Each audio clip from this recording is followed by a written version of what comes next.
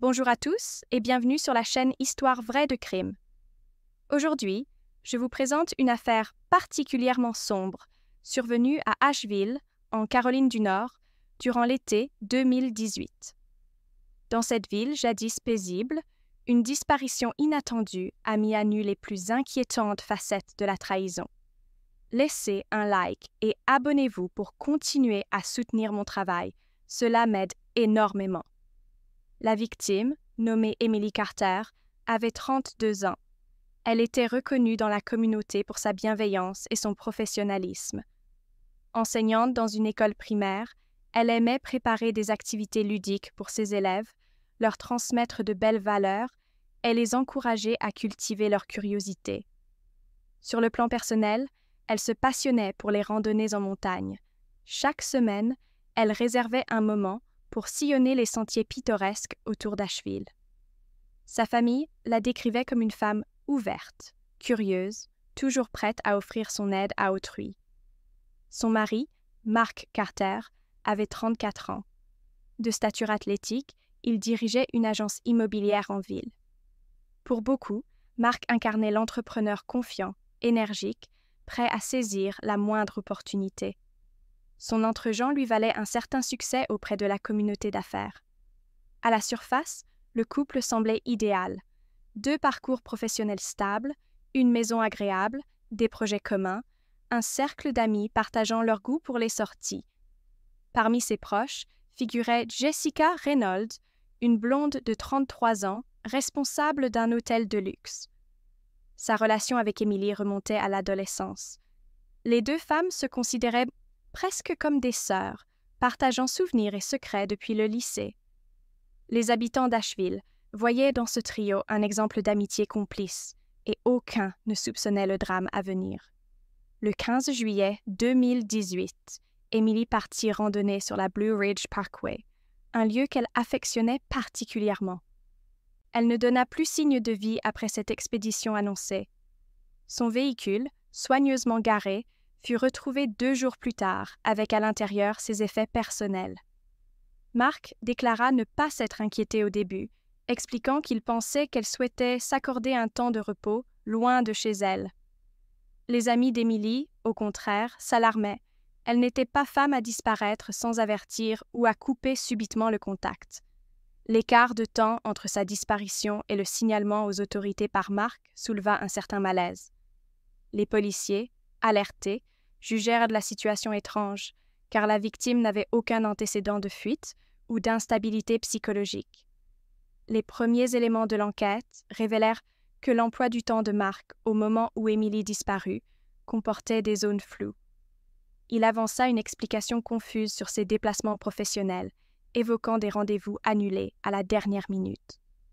Les enquêteurs examinèrent aussi ses relevés bancaires et notèrent qu'il avait acheté récemment une pelle, un grand bac en plastique et d'importants volumes de produits nettoyants. Aux yeux de la police, la concomitance de ces achats avec la disparition d'Emily parut difficile à écarter comme de simples coïncidences. Jessica, bouleversée, se rendit au commissariat pour offrir son aide. Elle décrivit Emily comme une personne simple, incapable de nourrir la moindre rancune envers qui que ce soit. Elle confia toutefois qu'Emily se plaignait d'une distance grandissante dans son couple, mais rien qui laissait penser à une rupture violente. Les détectives la trouvèrent d'abord sincère, très émue. Ils se demandèrent cependant si elle pouvait détenir des informations sur la vie conjugale du couple.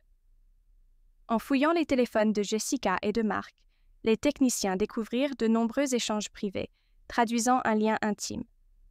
Sans employer de mots explicites, les messages révélaient une complicité particulière, bien plus qu'une simple amitié.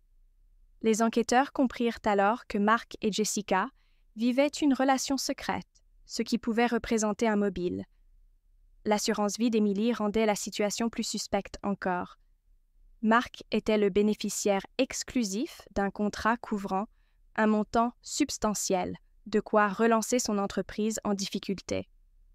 Pendant ce temps, les autorités, épaulées par des bénévoles, lancèrent des recherches intensives dans les zones forestières environnantes.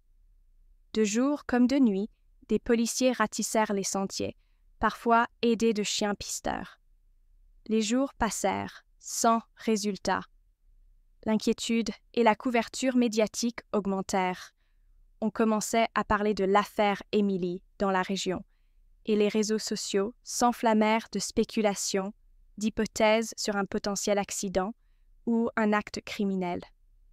Toutefois, Mark continua d'affirmer qu'il n'avait aucune idée de ce qui avait pu se passer, avançant la possibilité d'une chute fatale ou d'un enlèvement. Le déclic survint lorsqu'un témoin inattendu, un randonneur originaire d'un autre État, contacta la police. Il assura avoir croisé, le 15 juillet au soir, un couple étrange dans une partie peu fréquentée de la forêt, traînant un sac volumineux. L'homme était grand et imposant. La femme paraissait plus petite, les cheveux clairs et la démarche nerveuse. Sur le moment, il n'avait pas réagi, mais la médiatisation de l'affaire l'avait poussé à s'exprimer. Ce témoignage ranima les soupçons autour de Mark et Jessica. Les policiers reconstituèrent les déplacements possibles du couple, recoupèrent les relevés de téléphones portables. Ils localisèrent des signaux géolocalisés concordant avec la zone indiquée. Les enquêteurs se persuadèrent qu'il s'agissait bel et bien des deux suspects. Bien décidés à obtenir des aveux, les officiers convoquèrent Mark pour un nouvel interrogatoire, plus poussé. Mis sous pression, celui-ci finit par révéler avoir passé du temps avec Jessica le jour de la disparition, tout en maintenant qu'il ignorait où se trouvait Emily. Lorsqu'on le confronta aux échanges de textos, il affirma qu'il s'agissait simplement d'une liaison sentimentale commencée bien avant, mais pas d'un complot. Jessica, interrogée à son tour, sembla paniquer et contesta la version de Mark, suggérant au contraire que c'était lui qui l'avait entraîné dans cette sombre histoire. Les policiers comprirent qu'ils étaient proches d'un effondrement mutuel des alibis des suspects. Cependant, sans preuve concrète du meurtre, on ne pouvait ordonner d'arrestation formelle. La vérité éclata quelques jours plus tard. Après une énième fouille, des bénévoles tombèrent sur un endroit suspect, à l'écart des chemins fréquentés. L'odeur qui s'en dégageait leur donna la nausée. Les équipes scientifiques dépêchées sur place mirent au jour le corps d'Emily, enterré en pleine terre, recouvert d'un mélange de terre et de feuilles. L'autopsie révéla qu'elle avait été étranglée. Les techniciens analysèrent chaque recoin, repérant des résidus correspondant à l'hachette de Mark. Le fameux bac en plastique présentait des traces similaires à la fosse improvisée. Les enquêteurs ne purent donc conclure à un meurtre prémédité. Mark fut immédiatement arrêté pour homicide, tandis que Jessica fut placée en détention en tant que complice. Les médias rapportèrent que la découverte du corps avait bouleversé la ville entière. Comment un couple si parfait et une meilleure amie pouvaient-ils être impliqués dans une telle atrocité? Les proches d'Emily, effondrés, exigèrent la vérité. Lors des interrogatoires ultérieurs, Mark et Jessica commencèrent à se livrer une véritable guerre de versions, se rejetant la faute. Jessica dit qu'elle avait succombé aux avances de Mark et qu'il avait parlé de se débarrasser d'Emily pour toucher l'assurance. Mark, lui, soutint que c'était Jessica qui avait alimenté l'idée d'un meurtre, désireuse de fonder un nouveau foyer avec lui et de s'assurer un avenir confortable. L'instruction du dossier se déroula sur plusieurs semaines. Les téléphones portables, les relevés de cartes bancaires, les enregistrements de caméras de surveillance dans un magasin où le couple avait acheté l'appel, tout constituait des pièces à conviction solide. La défense de Mark reposa sur l'argument selon lequel il était coupable d'adultère, mais non de meurtre. L'avocat de Jessica prétendit que sa cliente était manipulée. Toutefois, l'accumulation de preuves fut implacable. La séquence temporelle, la localisation téléphonique le jour de la disparition, l'appel et les produits nettoyants trouvés chez Mark, la mention récurrente d'une assurance-vie au profit du mari.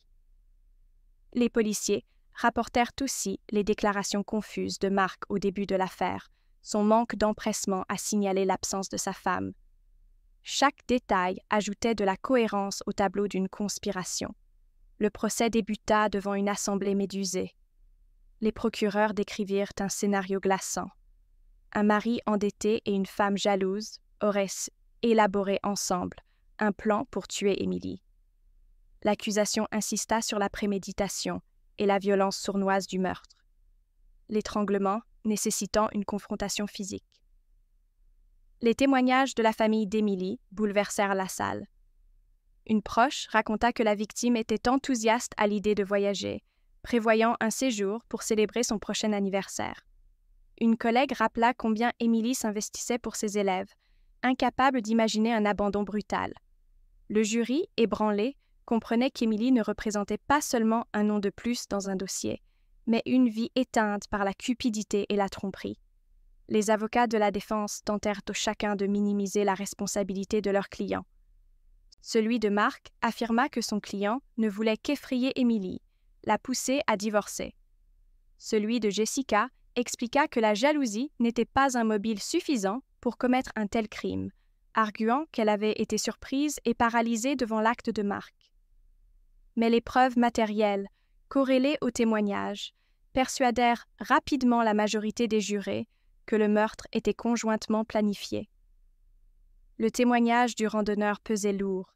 Il identifia clairement une femme blonde et un homme de taille imposante, correspondant aux descriptions de Jessica et Marc, traînant ce fameux sac dans la forêt. Après plusieurs jours de débat, le jury délibéra. Le verdict ne surprit guère. Marc Carter fut reconnu coupable de meurtre avec préméditation et condamné à la réclusion criminelle à perpétuité, sans possibilité de libération conditionnelle. Jessica écopa de 25 années de prison pour complicité de meurtre et dissimulation de preuves. Au moment du prononcé de la sentence, Jessica se leva pour livrer une dernière confession, affirmant qu'elle avait soufflé l'idée du crime, sans jamais croire que Marc irait jusqu'au bout. Le juge estima néanmoins que son rôle avait été déterminant dans la mise en œuvre du plan. Les cris de désespoir de la famille d'Émilie résonnèrent dans la salle d'audience. Les médias qualifièrent la sentence de juste compte tenu de l'horreur des faits. L'impact de ce crime se fit durement ressentir à Asheville. Les voisins, les collègues et les proches d'Émilie pleurèrent la perte d'une âme généreuse. Une collecte de fonds fut lancée pour créer un programme scolaire en son hommage, afin de perpétuer son amour pour l'éducation. Dans la petite école où elle enseignait, on consacra un espace en sa mémoire, décoré d'images de montagnes et d'extraits de poèmes qu'elle aimait partager avec ses élèves. Son sourire, gravé dans les mémoires, fut évoqué par de nombreuses personnes lors d'une veillée aux bougies. Ce rassemblement uni mit en lumière la solidarité dont la communauté était capable, même dans la pire des tragédies. Aujourd'hui, Marc et Jessica purgent leur peine dans des établissements pénitentiaires différents. Ils n'ont plus aucun contact et leurs rares déclarations publiques se limitent à des tentatives de réécrire l'histoire pour minimiser leurs responsabilités. Les habitants, eux, se souviennent de la douceur d'Émilie. Certains se demandent encore s'ils auraient pu percevoir des signaux d'alerte, ce mari prompt à dépenser, cette amie trop présente, cette atmosphère qui n'était peut-être pas aussi idyllique qu'on le croyait. Mais on ne réécrit pas le passé. La leçon la plus cruelle de cette affaire reste que l'envie et la duplicité peuvent revêtir le masque de la cordialité la plus parfaite. De mon point de vue, en tant que femme, cette histoire est un rappel que derrière des sourires de façade peuvent se cacher des intentions aussi sombres que violentes. Il nous faut demeurer attentifs, dialoguer avec nos proches et ne jamais sous-estimer l'ampleur possible de la trahison. Merci à vous d'avoir suivi ce récit jusqu'à la fin. Je vous invite à poursuivre votre exploration de la chaîne si vous souhaitez découvrir d'autres affaires criminelles passionnantes. Je prépare régulièrement de nouvelles vidéos sur des cas qui, je l'espère, susciteront votre réflexion. Votre soutien et votre présence ici comptent énormément pour moi, et j'espère vous retrouver très bientôt pour une prochaine histoire. À très vite, et prenez soin de vous.